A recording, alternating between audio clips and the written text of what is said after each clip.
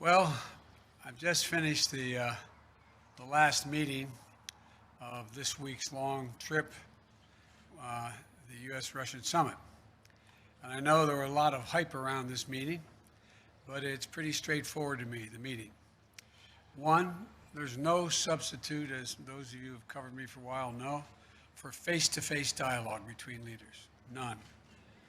And President Putin and I had share a unique responsibility to manage the relationship between two powerful and proud countries. A relationship that has to be stable and predictable. And we should be able to cooperate where it's in our mutual interest. And where we have differences, I want President Putin to understand why I say what I say and why I do what I do, and how we'll respond to specific kinds of actions that harm America's interest. Now, I told President Putin my agenda is not against Russia or anyone else. It's for the American people. Fighting COVID-19, rebuilding our economy, reestablishing relationships around the world with our allies and friends, and protecting the American people. That's my responsibility as president. I also told him that no president of the United States could keep faith with the American people if they did not speak out to defend our democratic values, to stand up for the universal and fundamental freedoms that all men and women have, in our view. That's just part of the DNA of our country. So human rights is going to always be on the table, I told him. It's not about just going after Russia when they violate human rights. It's about who we are. How could I be the President of the United States of America and not speak out against the violation of human rights? I told him that unlike other countries, including Russia, we're uniquely a product of an idea. You've heard me say this before again and again, but I'm going to keep saying it. What's that idea? We don't derive our rights from the government.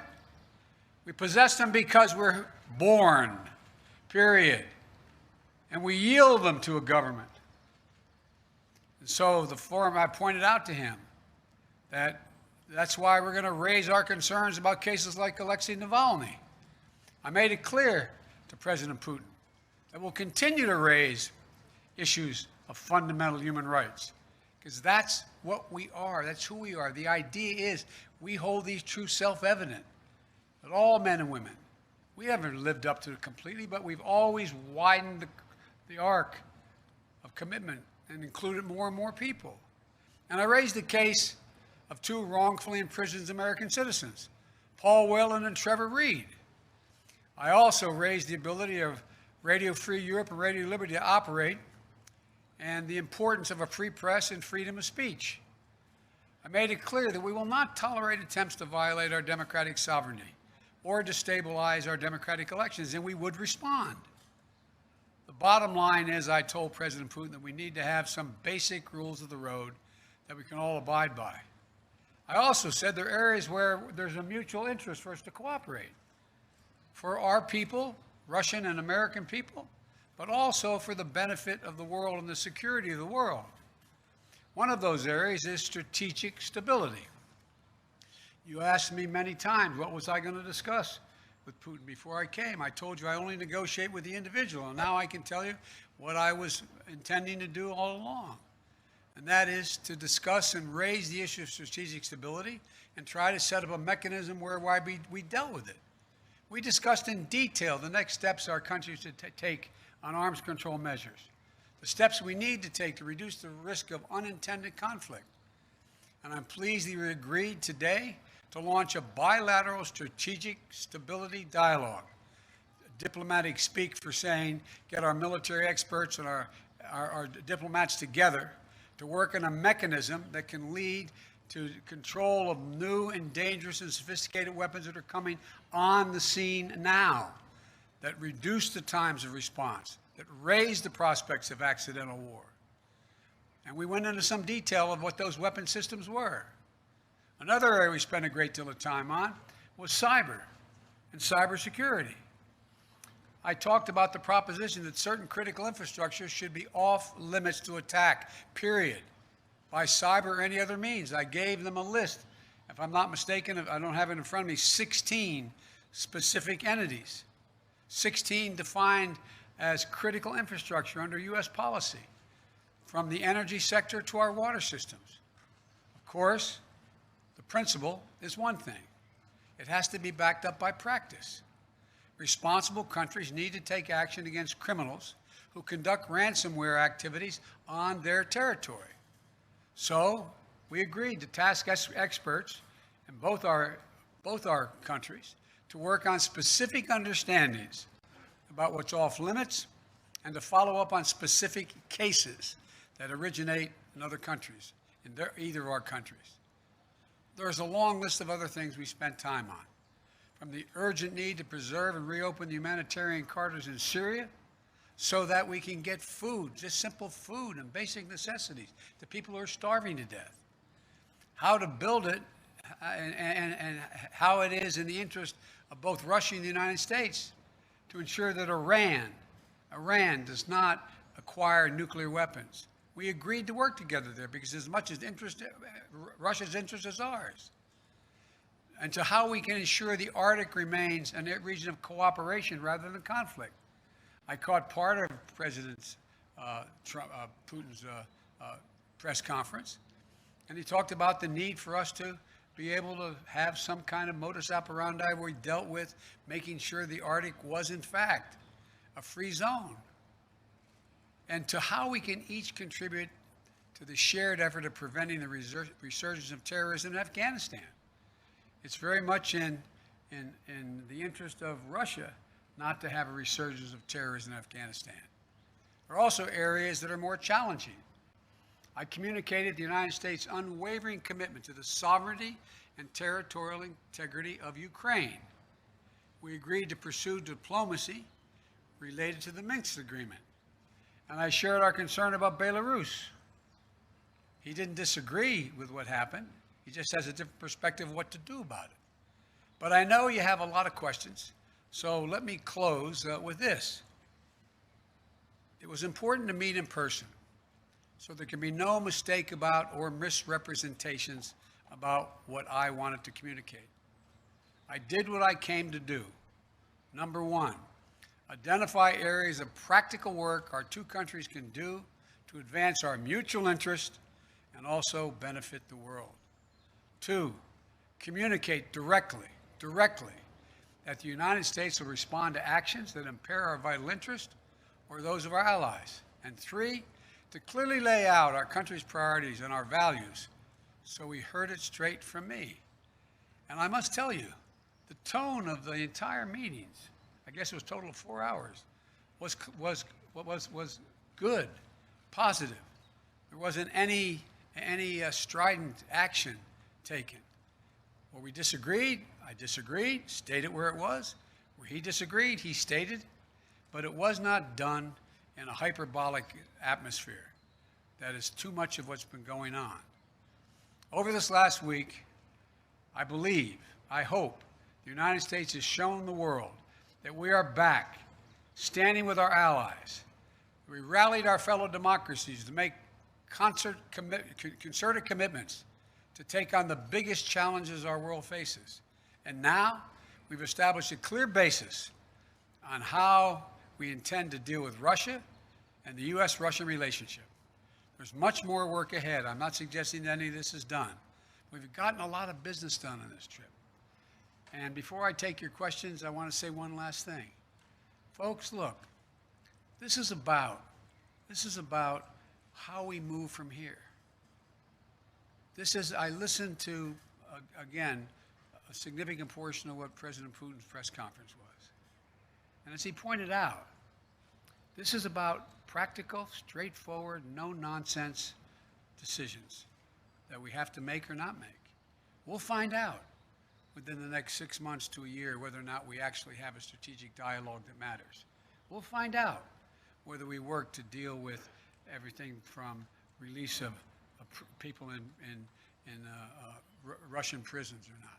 We'll find out whether we have a cybersecurity arrangement that begins to bring some order. Because look, the countries that most are likely to be damaged, failure to do that, are the major countries. For example, when I talked about the pipeline that cyber hit for $5 million, that ransomware hit in the United States, I looked at him and I said, well, how would you feel if ransomware took on the pipelines from your oil fields? He said it would matter. This is not about just our self-interest. It's about a mutual self-interest. I'll take your questions, and as usual, folks, they gave me a list of the people I'm going to call on. So, Jonathan, Associated Press. Thank you, sir. U.S. intelligence has said that Russia tried to interfere in the last two presidential elections and that Russia groups are behind hacks like SolarWinds and some of the ransomware attacks you just mentioned. Putin, in his news conference just now, accepted no responsibility for any misbehavior. Your predecessor opted not to demand that Putin stop these disruptions. So what is something that concrete, sir, that you achieved today to prevent that from happening again, and what were the consequences you threatened him? Whether I stopped it from happening again, he knows I will take action, like we did when this last time out. What happened was we, in fact, made it clear that we were not going to continue to allow this to go on. The end result was we ended up withdrawing, they ended up withdrawing ambassadors. We closed down some of their facilities in the United States, et cetera. He knows there are consequences. Now look, one of the consequences that I don't know, I shouldn't say this, it's unfair of me. I suspect you may all think doesn't matter. But I'm confident matters to him, I'm confident matter to him and to other world leaders of big nations. His credibility worldwide shrinks. Let's get this straight. How would it be if the United States were viewed by the rest of the world as interfering with the elections directly of other countries and everybody knew it? What would it be like if we engaged in activities that he is engaged in? It diminishes the standing of a country that is desperately trying to make sure it maintains its standing as a major world power. And so it's not just what I do, it's what the actions that other countries take, in this case Russia, that are contrary to international norms. It's the price they pay. They are not able to dictate what happens in the world. There are other nations of significant consequence, i.e. the United States of America being one of them. Mr. President, just a quick follow on the same theme of consequences. You said just now that you spoke to him a lot about human rights. What did you say would happen if opposition leader Alexei Navalny dies? I made it clear to him that I believe the consequences of that would be devastating for Russia. I'll go back to the same point. What do you think happens when he's saying it's not about hurting Navalny, all the stuff he says to rationalize the treatment of Navalny, and then he dies in prison? I pointed out to him that it matters a great deal when a country, in fact, and they asked me why I thought it was important to continue to have problems with the president of Syria. I said because there's a violation of international norm. It's called the Chemical Weapons Treaty. Can't be trusted. It's about trust. It's about their ability to influence other nations in a positive way. Look, would you like to trade our economy for Russia's economy? Would you like to trade? And by the way, we talked about trade. I don't have any problem with doing business with Russia as long as they do it based on international norms.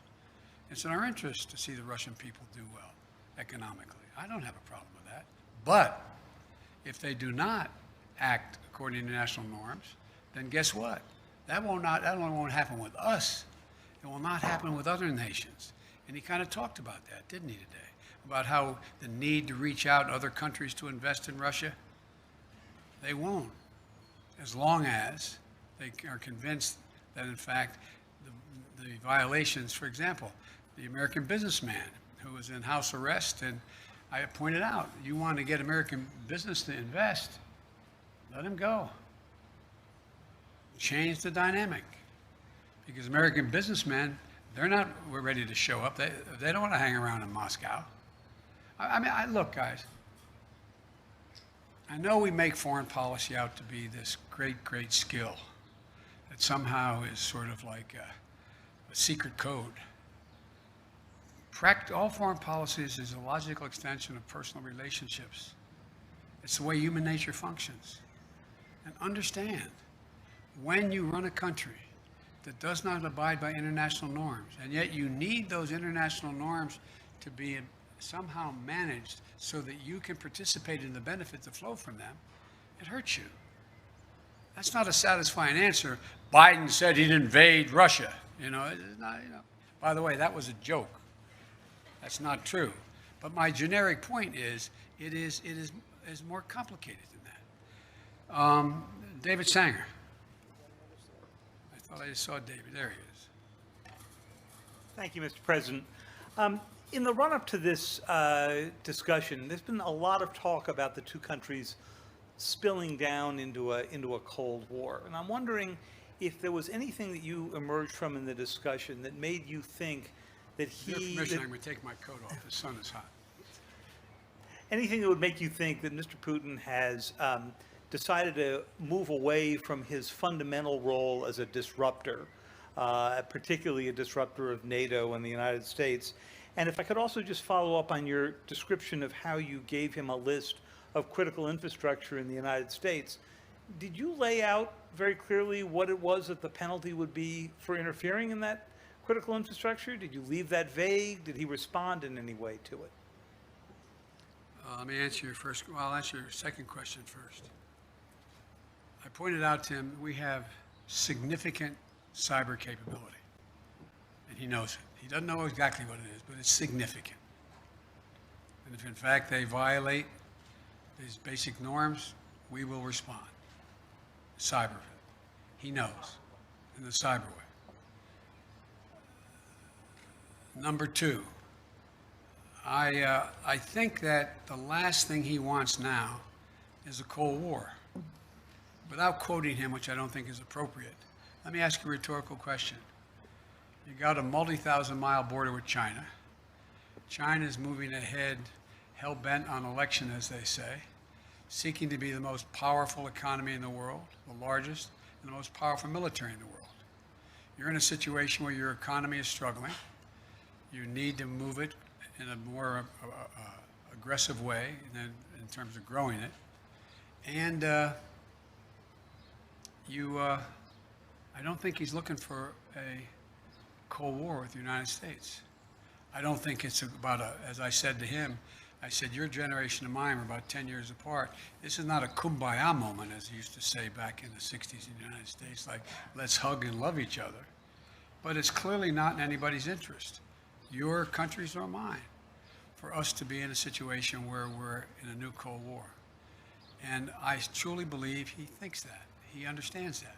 But that does not mean he's ready to, quote, figuratively speaking, lay down his arms and say, come on. He still, I believe, is concerned about being, quote, encircled. He still is concerned that we, in fact, are looking to take him down, et cetera. He still has those concerns. But I don't think they are the driving force as the kind of relationship he's looking for with the United States. Jennifer Jacobs.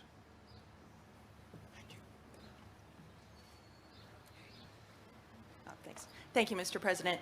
Is there a particular reason why the summit lasted only about 3 hours? We know you had maybe allotted 4 to 5 hours. Was there any reason it ran shorter? Also, President Putin said that there were no threats or scare tactics issued. Do you agree with that assessment, that there were no threats or scare tactics? Yes. And also, did you touch on Afghanistan and the safe withdrawal of troops? Yes, and yes. Let me go back to the first part. The reason it didn't go longer is when the last time two heads of state have spent over 2 hours in direct conversation across the table, going into excruciating detail. You may know of time, I don't. I can't think of one.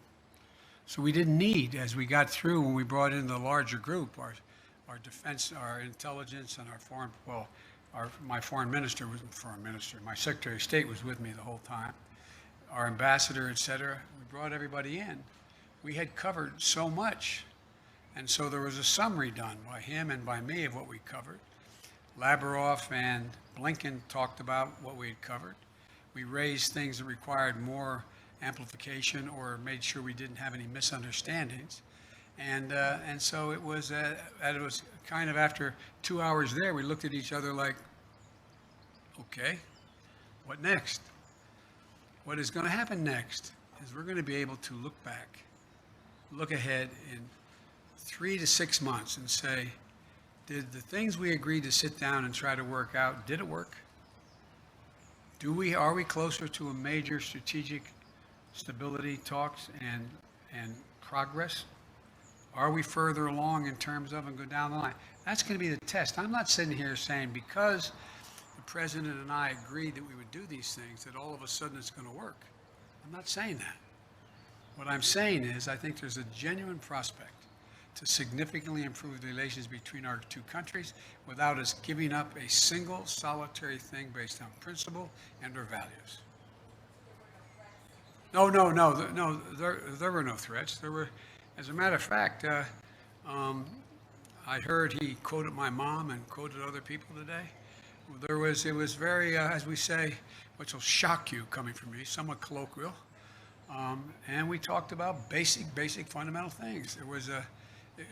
And you know how I am. I explain things based on personal basis. What happens if, for example. And so there were no threats, just simple assertions made, and no, well, if you do that, then we'll do this, anything I said. It was just letting him know where I stood, what I thought we could accomplish together, and what, in fact, if there were violations of American sovereignty, what we would do.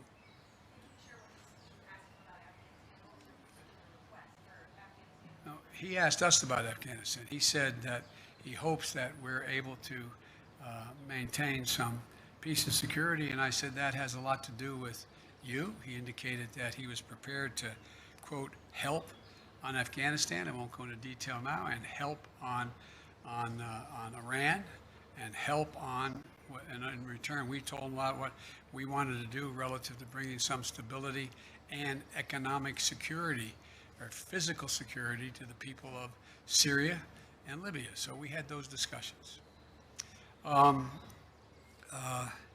Yamiche.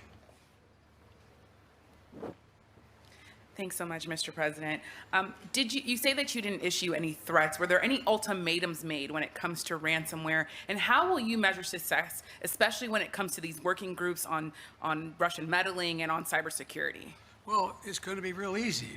They either, for example, on cybersecurity, are we going to work out where they take action against the ransomware criminals on Russian territory? They didn't do it. I don't think they planned it in this case. And are they going to act? We'll find out. Will we commit? What can we commit to act in terms of anything affecting, violating international norms that negatively affects Russia? What are we going to agree to do?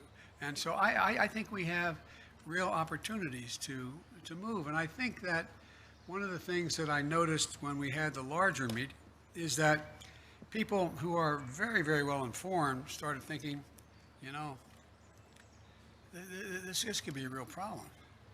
What happens if that ransomware outfit were sitting in Florida or Maine and took action, as I said, on their single lifeline to their economy, oil?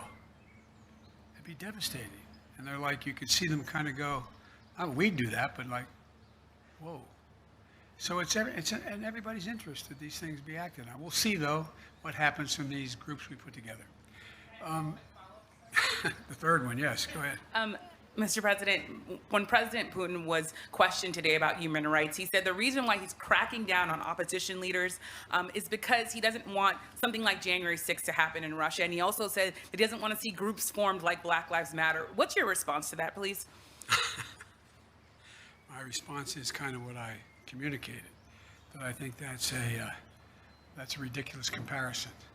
It's one thing for literally criminals to break through cordon, go into the Capitol, kill a police officer, and be held unaccountable. And it is for people objecting and marching on the Capitol and saying, you are not allowing me to speak freely. You are not allowing me to do A, B, C, or D. And so they're very different criteria. Steve Holland, Reuters. President Putin said he was satisfied with the answer about your comment about him being a killer. Could you give us your side on this? What did you tell him? He's satisfied. Why would I bring it up again? Now that you've talked to him, do you believe you can trust him? Look, this is not about trust. This is about self-interest and verification of self-interest. That's what it's about. So I virtually almost anyone that I would work out an agreement with that affected the American people's interest, I don't say, well, I trust you, no problem. Let's see what happens. You know, as that old expression goes, the proof of the pudding is in the eating. We're going to know shortly. Igor, Radio Free Europe and Radio Liberty. Hello, Mr. President. Hello, Mr. President. You want to go in the shade? You can't. Can you see? Thank you. Yeah. All right. Yeah. I think you know attacks in civil society and the free press continue inside Russia. Yes. For example, Radio Free Europe. Yes. Radio Liberty, Voice of America, Current Time TV channel where I work, branded foreign agents, and several other independent media. So we are essentially being forced out in Russia 30 years after President Yeltsin invited us in. My question is, after your talks with President Putin, how interested do you think he is in improving the media climate in Russia? I wouldn't put it that way in terms of improving the climate. I would, in fact, put it in terms of how much interest does he have in burnishing Russia's reputation that is viewed as not being contrary to democratic principles and free speech. That's a judgment I cannot make. I don't know. But it's not because I think he's interested in changing the nature of a closed society or closed government's actions relative to what he thinks is the right of government to do what it does. It's a very different approach. You know, there's a couple of really good biographies. I told him I read most everything he's written and the speeches he's made, and I've read a couple of very good biographies, which many of you have as well. And I think, and I pointed out to him that Russia had an opportunity, that brief shining moment after Gorbachev and after things began to change drastically, to actually generate a democratic government. But what happened was it failed, and there was a great race among Russian intellectuals to determine what form of government would they choose and how would they choose it. And based on what I believe Mr. Putin decided was that Russia has always been a major international power when it's been totally united as a Russian state, not based on ideology, whether it was going back to Tsar and commissars straight through to the revolution, the Russian Revolution, and to where they are today. And I think that it's clear to me, and I've said it, that I think he decided that the way for Russia to be able to sustain itself as a great, quote, great power is to, in fact, unite the Russian people on just the strength of the government. The government controls, not necessarily ideologically, but the government. And I think that's the choice that was made. I think I'm not going to second guess whether it could have been fundamentally different, but I do think it does not lend itself to Russia maintaining itself as one of the great powers in the world.